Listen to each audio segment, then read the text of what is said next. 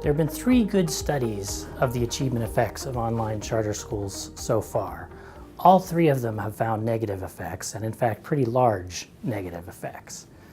That said, these studies aren't bulletproof, and I say that having participated in 2 of them. They follow the achievement of individual students over time, and we're able to see that the students in online charter schools tend to show a downward achievement trajectory relative to comparison students. It's possible, though, that these are kids who would have been on a downward trajectory anyway. We can't know that for sure without a randomized experimental study. And so that's the sort of study we need to confirm definitively that these negative effects are real.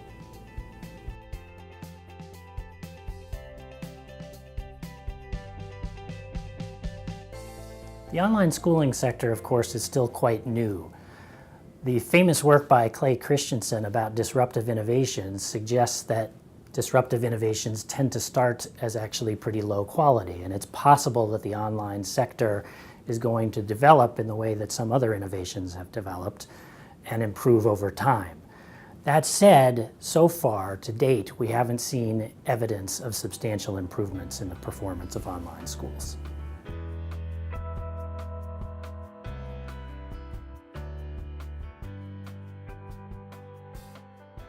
The sector for online education includes not only full-time online schools, which are typically charter schools, but also programs that provide individual courses to students who are otherwise, for most of their schooling, enrolled in a regular brick-and-mortar school.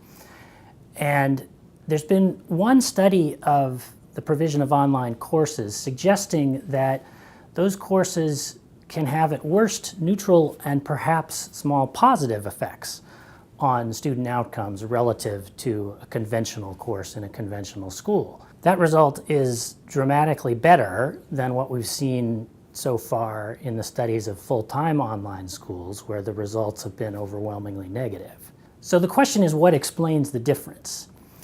And it might be that there's something quite different about the kinds of students who enroll in an individual course versus a full-time online program, in terms of their motivation, for example.